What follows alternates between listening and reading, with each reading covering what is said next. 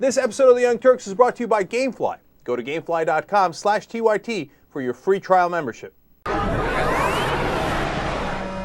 DMV employee in San Francisco who recently resigned because he got in trouble for sending a terrible letter to a transgendered woman who came into the office. All right? So Jane Velez Mitchell did a great piece on this, and we have a video. The report on it is more fun than the story. Totally. itself. The report's the best part. All right, let's watch. Turning now to an outrageous case of hate and prejudice that frankly turns my stomach. Tonight, a primetime Issues exclusive with a transgender female who fears for her safety tonight. 23-year-old Amber Use needed a new driver's license to reflect her sex change. Little did she know that the DMV employee who quote-unquote helped her at the counter would later allegedly send her some very hateful and threatening mail.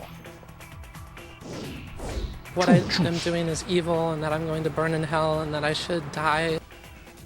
4 days after going to the DMV, she got a shocking letter. Here are some of the highlights or lowlights. Quote, Jesus clearly prohibits gender change operations. Clearly. Her choice to have one was, quote, a very evil decision.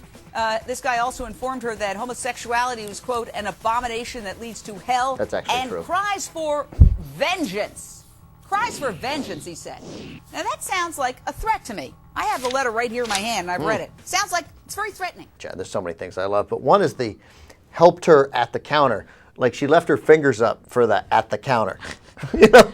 Yeah, the other thing I like about the quotes is I'm not in favor of this as quotes. Right, oh yeah. Okay. Yeah, the guy came in and helped her at the counter when she approached the counter and said, I would like a new driver's license. All right. And you know what this is? This is an outrage. And then he said it was evil. And man, she's got some hair on her. She man. does. She pulled the Rush Limbaugh. Yeah. The letter, which I have right here. No, man, we all could have it. You printed it.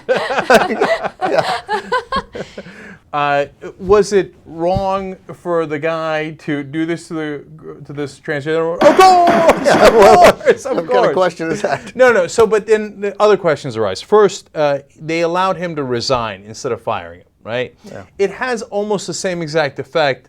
So I'm not, should they fire him? Actually, Obviously, isn't it worse if he resigns because then he can't collect unemployment and he's in a Yeah. little more trouble? So it's worse that he resigns. That's the sense I get. So I don't think that's an issue. Then the second thing is she's suing for emotional distress for $25,000.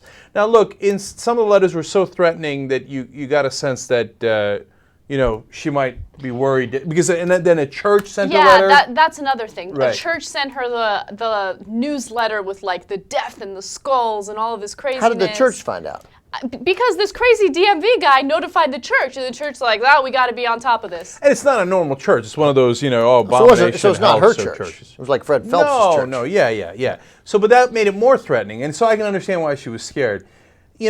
I'm against lawsuits because if you take out the death threat implication there, so the guy's an idiot. You ran into an idiot at DMV and he says you're going to go to hell. So you know how many people think I'm going to hell? Should I sue each one of them for $25,000 for emotional distress? Do they He'd be a get billionaire. get their money back when you actually go to hell? Interesting. If they're right, that is defense. Okay, so.